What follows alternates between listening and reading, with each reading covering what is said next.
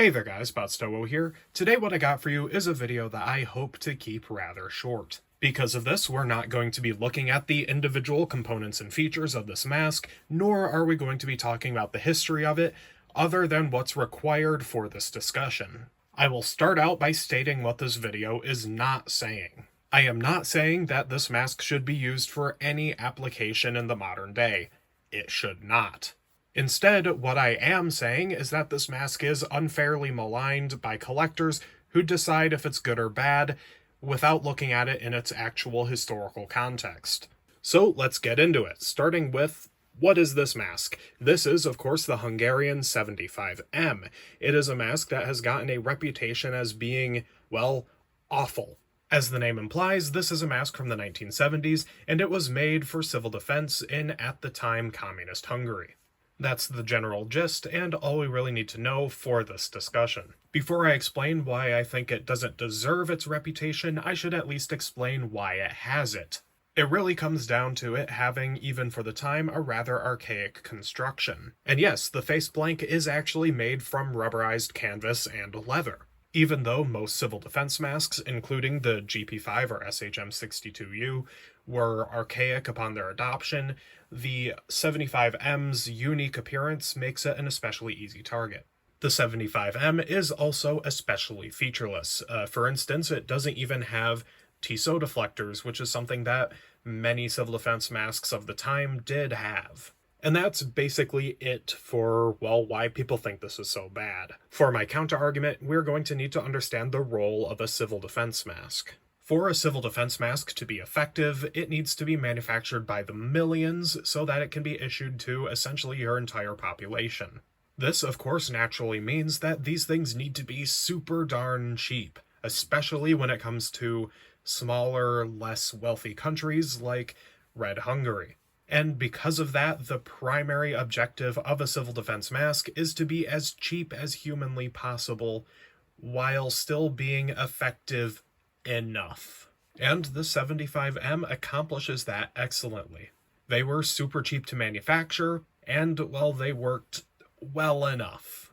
I know I said I wasn't going to talk about features, but I think it is worth recognizing at least that this is an Eastern Bloc civil defense mask that isn't a helmet-style mask.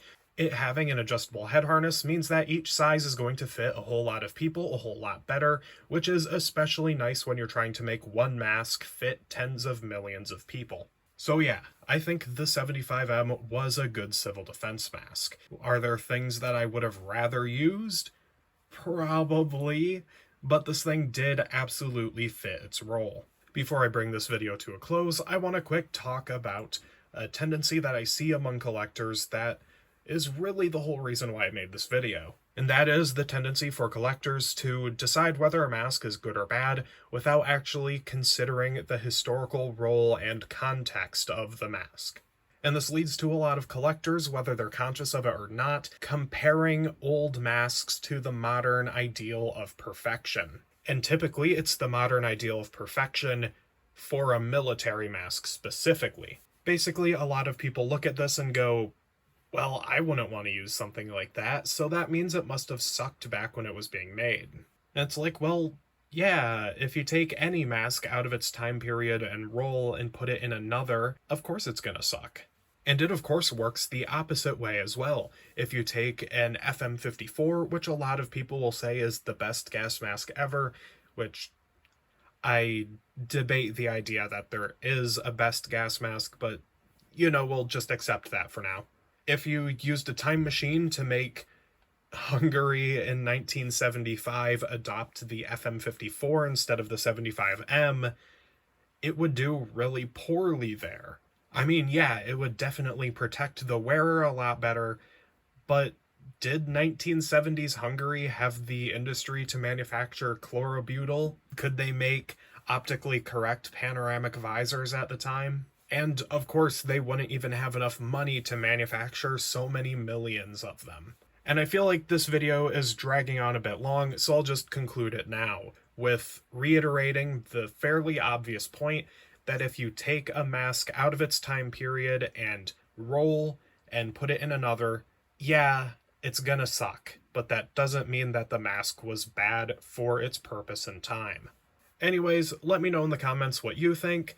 I'll probably be doing more of these in defense of style videos. I want to do one talking about pork chop filters later, but I don't know when I'll actually get around to recording that. But anyways, if you like this type of content and want to support it, I've got a link to merch or just a donation link in the description. And of course, thank you very much for watching. I will see you in the next one, whenever that is.